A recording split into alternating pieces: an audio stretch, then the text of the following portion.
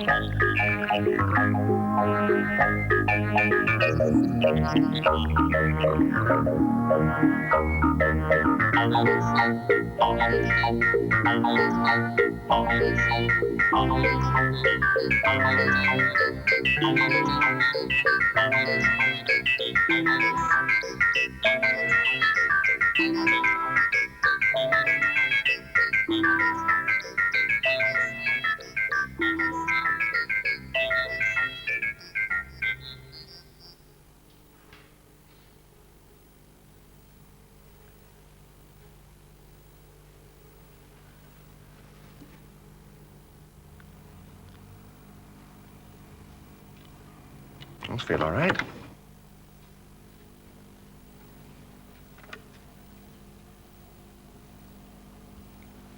Oh, those are okay.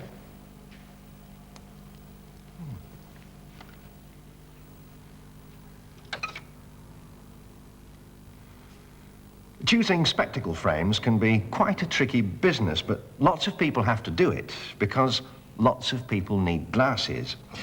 Many people need some sort of help for their eyes right from childhood, and others, as they get older, will need help, if only to make reading the paper a bit easier. But if I ever found that my own eyesight was going off a bit and that I needed glasses, then the first thing I'd have to do is to get my eyes properly tested. Just look into the mirror and read the letters from the top. H-A-L-T-N-C-O-L-H-A,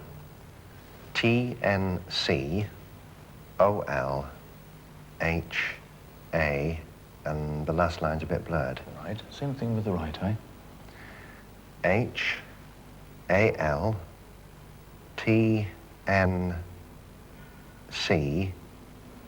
and the next two lines are blurred. A bit blurred, fine. Let me just put this trial frame on. Just look straight ahead towards the green light. All right. That's good. The frame I'm wearing is to help the optician decide what is best for my eyes. He can try different strengths of lenses, one at a time, to see what effect they have on my sight. Let me just see what you can see with the letters now. Again, starting from the top. H-A-L-T-N-C-O-L-H-A-E-C-T-N-O. That's fine. Just do the same thing exactly with the right eye. Right. Starting from the top. H-A-L-T. Ideally, the lenses would allow me to read even the smallest letters using just one eye at a time. T-N-O.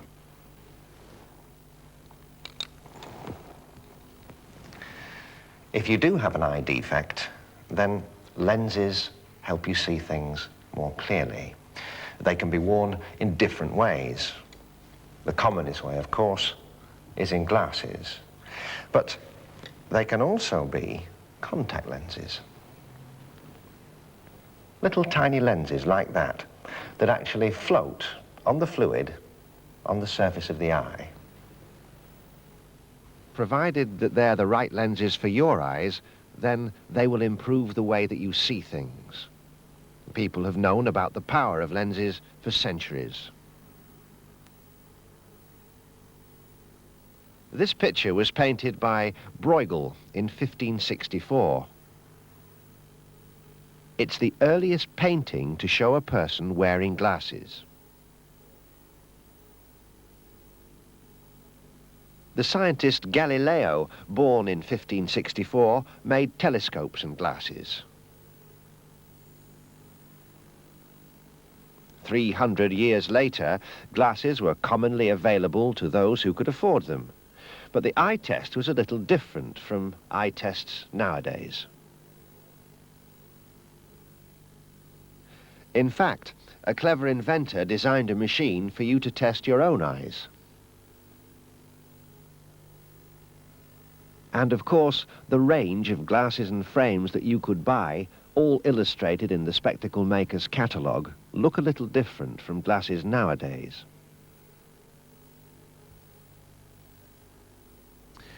What does a lens actually do that makes it so important? Well, that's a very complicated question, but the simple answer is that a lens bends light. Look, this box is filled with smoke. Now, if we shine a beam of light through the smoke, like that, you can see that the beam is spreading out from the light. But if we put a lens like this into the beam, like that, then the light beam bends. A lens bends light, but some lenses bend light more than others. It all depends on how fat the lens is. These two lenses are of different strengths. One is fatter than the other. This is the thin, weaker lens. And this, the stronger one. Part of the work of the optician is to find the correct strength of lens for each individual eye problem.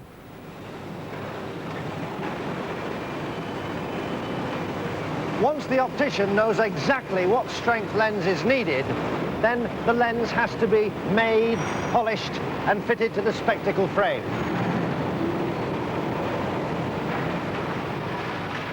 This machine is sticking a glass disc to a metal plate so that the glass can be shaped to make a lens.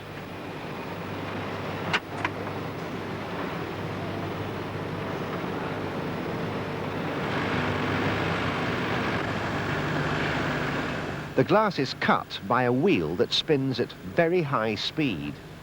It's this cutting that turns the glass disc into a lens, which is the correct strength for someone's eye.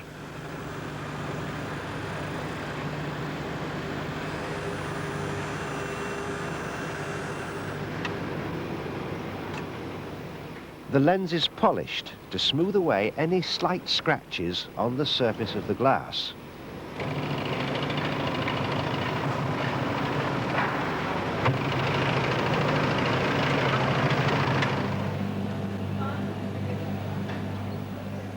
Not all glasses frames are round. The lens needs to be cut again to make it the correct shape for the frame that has been chosen for it.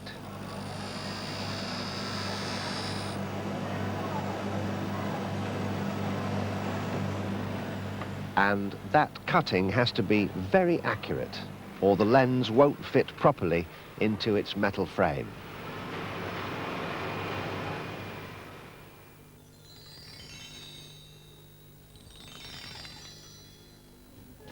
Most lenses are made from glass or plastic. These young scientists are making a lens by using water. The drop of water is fatter in the middle than at the edges.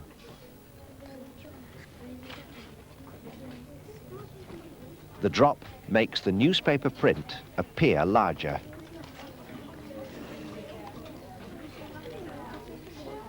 The hole in the center of the white card is covered with tape. This magnifying lens is built up from a number of water drops together to make one large drop, held up by the tape. It is easier to see through this large drop. These young scientists are using a magnifying lens made from plastic.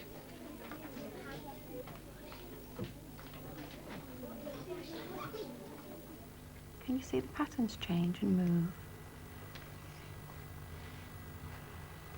Now tilt it up a little. This microscope uses a number of lenses to make objects appear very large.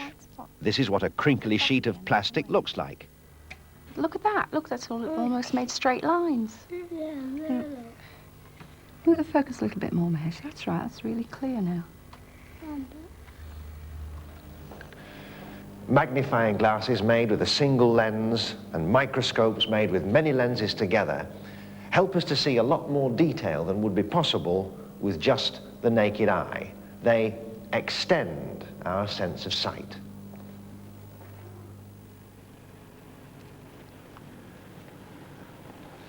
This is a special kind of microscope. It's called an electron microscope, and it's much more powerful than the ones that those children were using. It doesn't work with light and glass lenses like they did. It works with electrons and magnetic lenses, and it shows what it sees on this television screen here. Normally, this microscope at Birmingham University is used to examine metals, to find out about their strengths and weaknesses. But what do you think this is?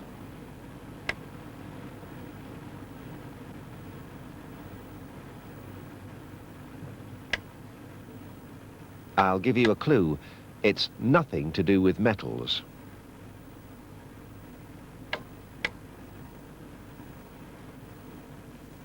In fact, it's the head of a fly.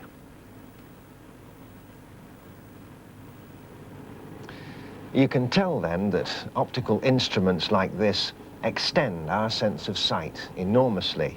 But there are people who have a very limited sense of sight to begin with, or even no sight at all. They are, of course, blind people.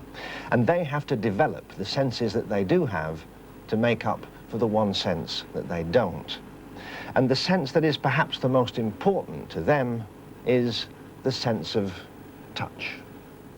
Problems of relief. Relief work was hampered because water mains and electricity cables were broken. Within hours, medical supplies were being... This young man is reading with his fingers. Countries. In the days that followed, aid was centrally organized by the United Nations and in the... He and his colleagues are using textbooks that have to be read through touch, through the fingertips. The Nicaraguan government... The letters and words are written in patterns of bumps on the paper. It's an alphabet named after the Frenchman who invented it, the Braille alphabet.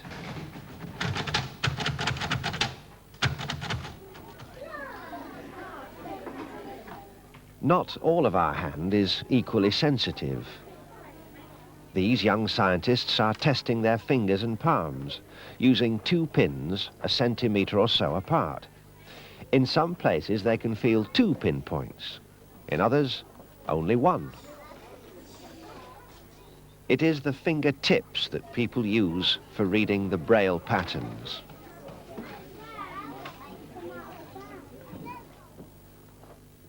This pattern stands for the word the. What does it feel like? It feels like a C. Let's try the next symbol. Feel that? Right, what does that feel like? A stick on its side. Yes, it's an E. E. Try the next one now. It's a much bigger shape, isn't it? How does that one feel? Like a question mark. That's an N. N. So it's the E-N, last one. That's a D. the E-N-D.